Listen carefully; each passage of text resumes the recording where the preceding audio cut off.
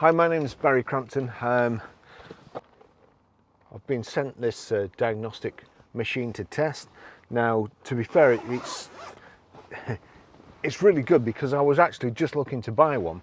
In the past, I've always had a snap-on scanner, and that cost me £6,500, I think, to buy plus VAT, and then it was about £85 a month to keep the software updated. I sold my scanner a while ago because we were trying to downsize, and we then start using an auto electrician.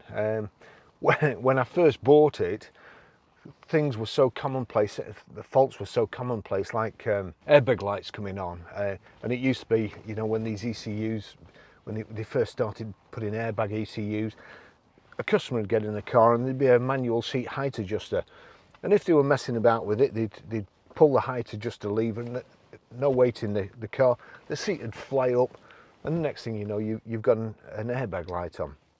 Even I think Vauxhall Corsas, at the time, if they run out of petrol, the engine management light would come on. And I remember sitting at a Vauxhall dealer's for about 2 hours waiting for them to come out, plug this machine in, and I think they charged me about 85 quid because somebody had run out of petrol. So hence it then actually became cheaper for me to buy a snap-on scanner at £6.5 plus VAT and £85 a month than to keep going to different dealers to have the lights. What I should have done was switch this on while I'm talking. Sorry. There we go, that's coming on now.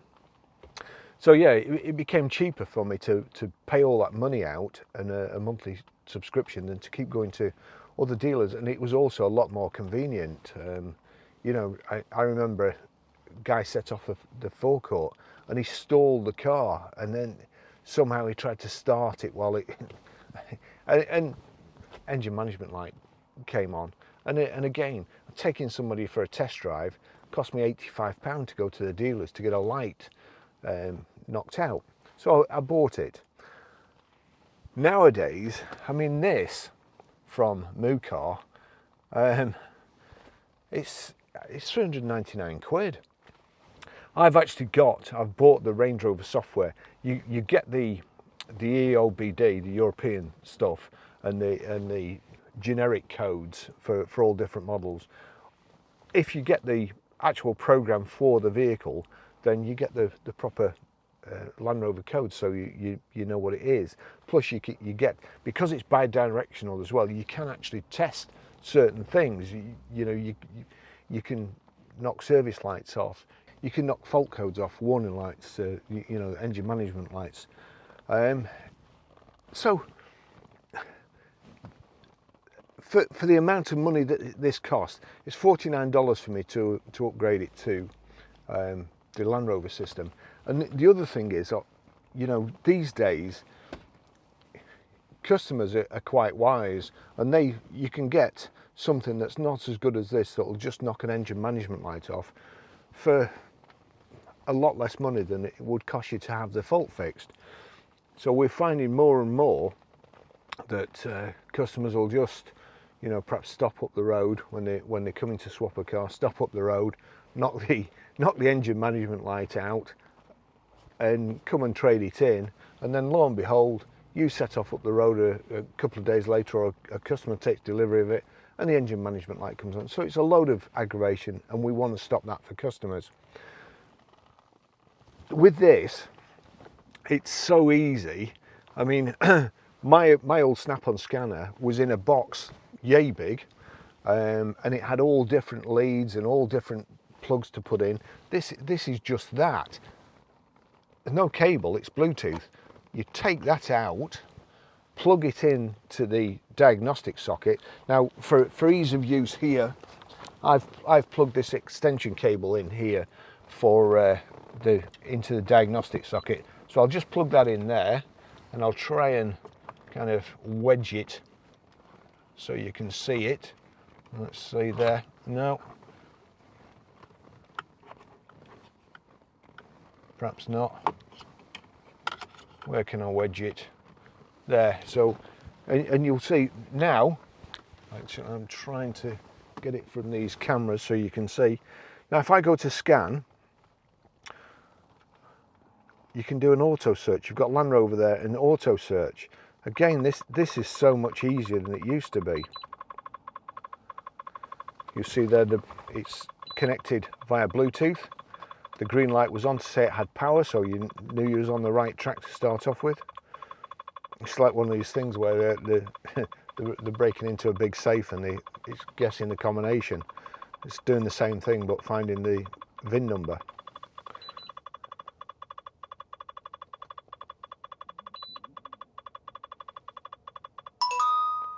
Right. So it's recognised there you go, and it's got the VIN code, the make and model, the year, engine, and that's it. So vehicle correct. And here we go, I'll just go for this top one, and it will now health report. So it's now scanning the whole system. And one of the things I'll try and show you as well, quite a good while ago, and in fact it has happened recently as well.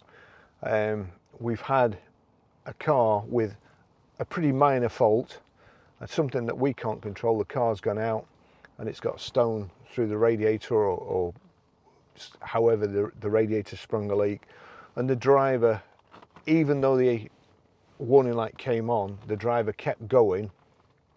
I think it was a Friday night and he must have been in a rush to get home, so he's kept going and the engine seized up. They've then come back to us. New engine is a lot of money, but with this scanner you can actually see when the engine management light came on and how many miles it's done with the engine management light on. So you know, you can be a bit of a detective these days. Also, as I say, these lights come on. Sometimes they come on for absolutely no reason whatsoever. It can just be a combination of things. For instance, recently we've had people put in the wrong petrol in with this new E10 petrol. Causes a slight misfire. Engine management light comes on. They think it's the end of the world, it's the car, and it's not. It's because they put the wrong fuel in. But here we go. So there you go. This car has got, it's showing faults on all those things. Now they'll have just come on over the years, and honestly, it's every single car. They come on, there's no engine management light on, but it's just at some stage recorded a fault. So here we go, you see all them. If I go into, say, that one, look, it tells you version information, read fault code, so read that. Control module configuration, incompatible historic. So there you go, all the faults. And if I clear all these faults, it's going through the system, clearing all the faults, and that's actually good for us, because when we sell a car, if anything does go wrong, all those faults are already recorded. That meant nothing. However, what it means to say is, with the trading standards laws these days, if anything goes wrong within the first 30 days, a customer can theoretically ask for his money back, refunded, no questions asked. And certainly if you don't cure the fault within a couple of visits, then again he can ask for his money back. Now the first visit, if you've got those fault codes already on that built up over years, you're kind of flying blind. So before the cars go out, if we clear the fault codes, at least if something comes on when the new customer's got it, we've got half a chance, and we can narrow it down to see what it is. So again, this for £399 is worth its weight in gold to us, just in you know, not messing about, not faffing about. Let's just see.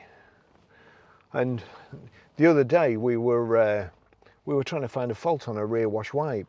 With this being bi-directional, you can go into some systems and send the window up and down. It's steaming up in here. We send the window up and down. You can control all sorts of modules with it.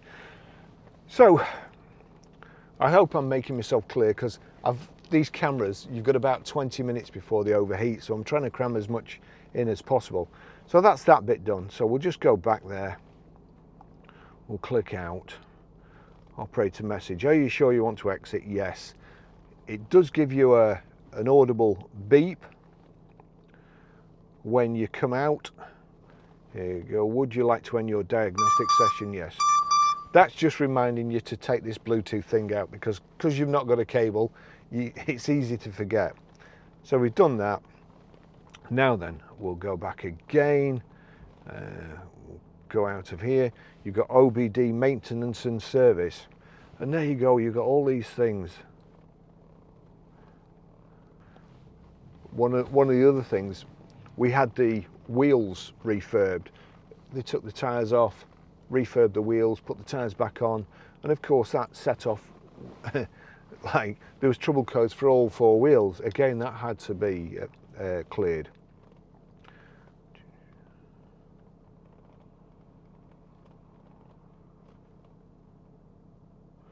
Add blue air fuel bleed AFS, and so certain vehicles, when you're putting pads in, you've now, with the electric handbrake, you have to wind the calipers out. You can't just repair your or replace your pads. So again, you need one of these. One of these things can pay for itself in no time whatsoever. And I mean, unscrupulous dealers, even if you buy them off dealers, we had a customer the other week, and he'd bought a Land Rover off another dealer, and he had a fault, and he rang us. And I said to him, well, why don't you take it back to the guy you bought it off?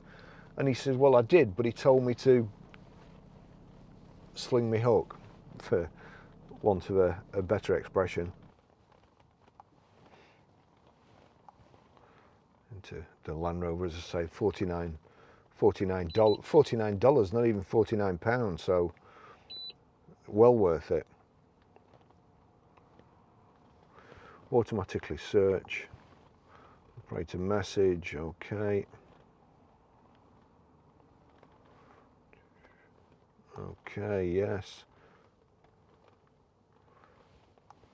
Instruments, system selection, special function, vehicle information. We've done the health report. Here we go. Voice control, advanced speech recognition, automatic relocking, Bluetooth hands-free for auto streaming. So here, you know, just for, say, for a little car dealer, there you go, manually reset service, Range Rover Sport, 2014, the VIN's been read from, turn on the ignition, open the hood, open the, and again, I haven't got time to do that, and I don't need to reset this because it's already been done. There we go. Now this is the interesting bit. Mill status off. Okay. Read live data, read fault code, clear fault code, test results, control operation of onboard, read vehicle information. Instrument calibration function. Now I won't go into that because I think you can actually, there may be a way of changing the mileage, which obviously we don't do stuff like that. So if you go into the store there, look, those are all the models you can buy the extra for.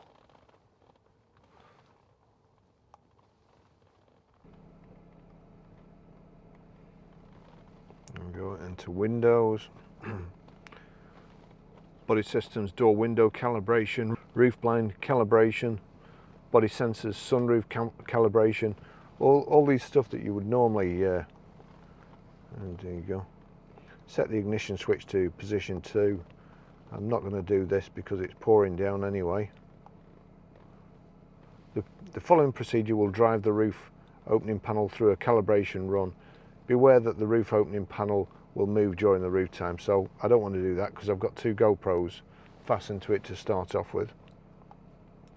But it's, I'm blown away by the amount of functions on this system, it's just brilliant.